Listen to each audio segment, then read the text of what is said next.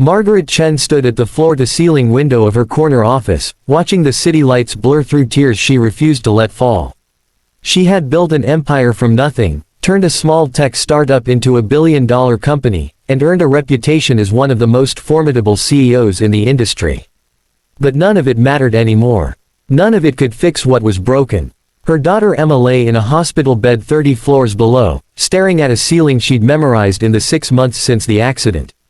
The skiing trip that was supposed to be a celebration of Emma's college acceptance had ended with a tree, black ice, and a spinal injury that stole everything from a girl who had once danced through life like it was choreographed just for her. Margaret had hired the best specialists money could buy. She'd flown in experts from Switzerland, consulted with rehabilitation centers across 3 continents, and funded experimental treatments that hadn't even reached clinical trials. But Emma's eyes told a story that no medical breakthrough could rewrite. She had given up. At 19, her daughter had decided that life in a wheelchair wasn't worth living, and Margaret was watching her fade away one silent day at a time. The physical therapy sessions had stopped 3 weeks ago when Emma refused to get out of bed. The psychologist visits ended when Emma simply closed her eyes and pretended to sleep through every appointment. Even Margaret's presence seemed to exhaust her, as if the weight of her mother's desperate hope was too heavy to bear. That Tuesday morning started like every other. Margaret canceled her morning meetings and went to Emma's private room at the rehabilitation center, carrying a chai latte that would go cold and untouched on the nightstand. But when she arrived, she found something different. Emma was sitting upright, and there was a man in the room, a janitor based on the maintenance uniform, crouched beside her wheelchair with a sketchpad balanced on his knee. "I'm thinking we start with the basics," he was saying, his voice carrying a gentle authority that made Margaret pause in the doorway. "Charcoal first. It's messy, but it's forgiving. You can smudge out mistakes, layer shadows, make something beautiful out of what seems like chaos." Emma, who hadn't spoken more than 3 words together in weeks, was leaning forward slightly, looking at whatever he'd drawn. "I don't know how to draw," she said quietly. "Neither did I, 6 years ago," the man replied. "But after my wife died, I needed something to do with my hands at night after my daughter fell asleep. Something that wasn't scrolling through memories or drowning in what-ifs. Turned out I was pretty terrible at first, but terrible is just the beginning of something, you know." Margaret should have interrupted. She should have questioned who this person was and why he was in her daughter's room. But Emma was engaged, actually present in a way she hadn't been since before the accident, so Margaret stayed silent in the hallway, hidden just beyond the doorframe. "What do you draw?" Emma asked. "Whatever I see that makes me remember the world is bigger than my pain," he said simply. "Birds, mostly. My daughter Lily loves birds. She's 7 and she's obsessed with the idea that something can just decide to fly, like it's the easiest thing in the world." He paused, then added, "I know what you're thinking.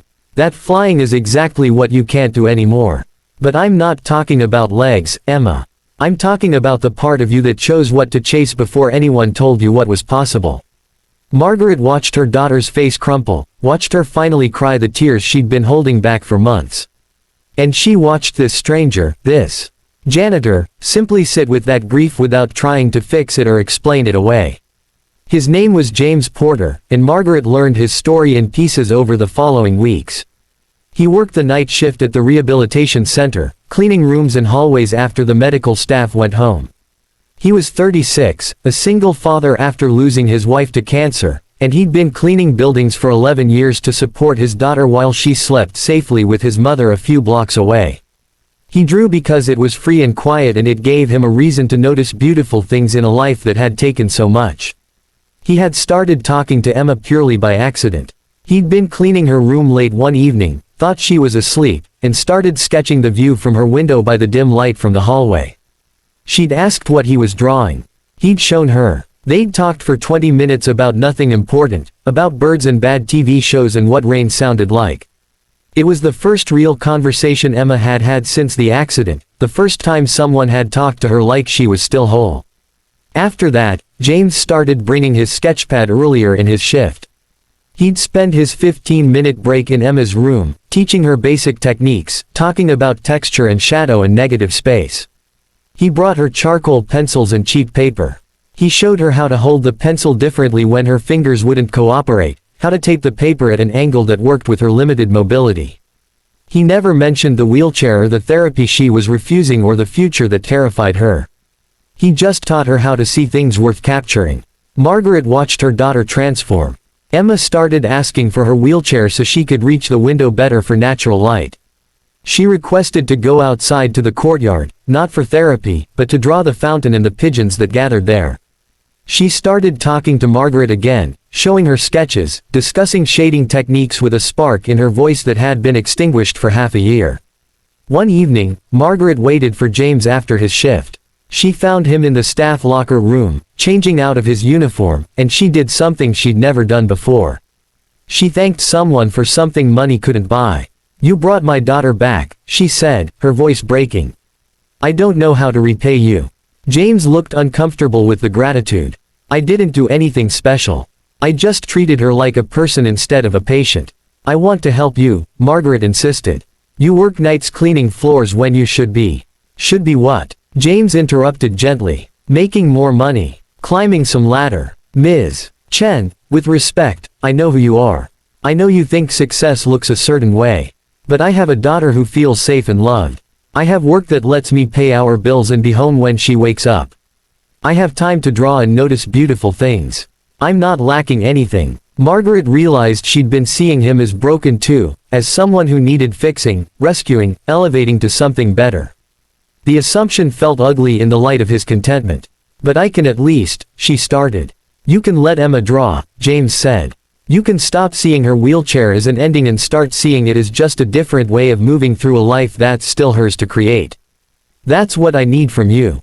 The rest, the trying to fix everything with money and power, that's what was crushing her." It was the truth Margaret needed to hear from someone with nothing to lose by telling it. 3 months later, Emma enrolled in online art classes.